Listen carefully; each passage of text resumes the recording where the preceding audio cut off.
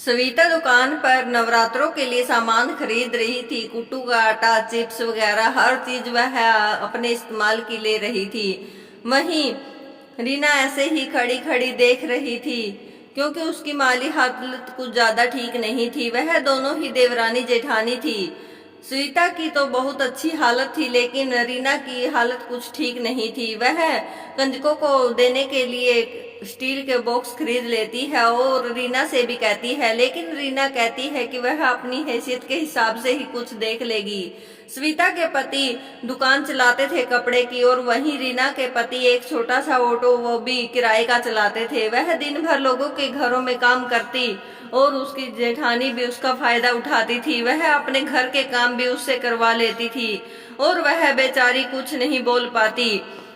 वह सारा दिन तो घरों में काम करती और दोपहर को अपनी जेठानी के यहाँ पर उसके घर का काम करती, लेकिन वह अपने काम को बड़ी मेहनत से करती थी और कुछ ज्यादा शिकवा नहीं करती थी। नवरात्रों का टाइम आ जाता है और दोनों ही देवी माता की स्थापना अपने अपने घर में श्रद्धा अनुसार कर लेते हैं। एक के यहाँ पे बहुत सारे पकवान बनते हैं, लेकिन एक के यहाँ पे प्रसाद चढ़ाने के लिए और थोड़ा बहुत कुछ खाने के लिए बन जाता था। जैसे ही रीना कहती है अपने पति से कि सामान लेके आना, कंजकों को जिमाना है, तो वह अपना सामान लेके आता है। रास्ते में दो लड़के उसके ऑटो में बैठते हैं। वह रात को वहां से सफर कर रहे थे और सारा सामान भी लेकर चले जाते हैं। अब उनके पास और कुछ ज्यादा था नहीं।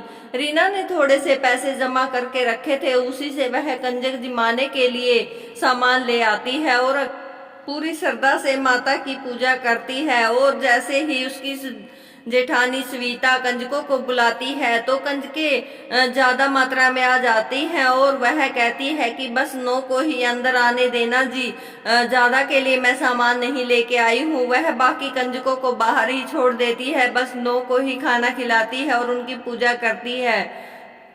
फिर उसके बाद रीना आती है तो वह कहती है, तुम्हारे बच्चों के लिए तो कुछ बचा नहीं। कोई नहीं दीदी, आपने कंजकों को अच्छे से जिमा दिया, यही बहुत है। अब मैं ले जाती हूँ सारी कंजकों को। तो वह अपने घर ले जाती है। सविता कहती है, इतनी सारी कंजकों को तो कैसे जिमाएगी। वह कहती है कि श्रद्धा के अनुसार चाहे थोड़ा थोड़ा दे के भेजूं, लेकिन सभी कंजकों को मैं अपने घर लेके जाऊंगी। और वह अपने बच्चों से भी कहती है कि चलो बच्चों आरती करते हैं। सभी लोग मिल करके माता की आरती करते हैं और वह माता से कहती है, हे माता, आपका नाम लेके मैं सभी को प्रसाद परोस रही हूँ, इसमें कभी कमी मत होने देना।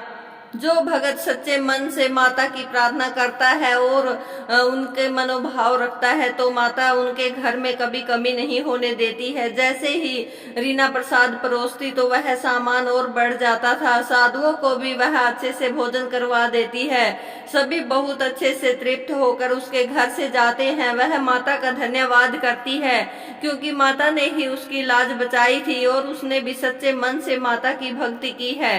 दिखावे में कुछ नहीं रखा है। अगर सच्चे मन से और श्रद्धा से भक्ति भाव रखा जाए तो कभी माता कमी नहीं होने देती है।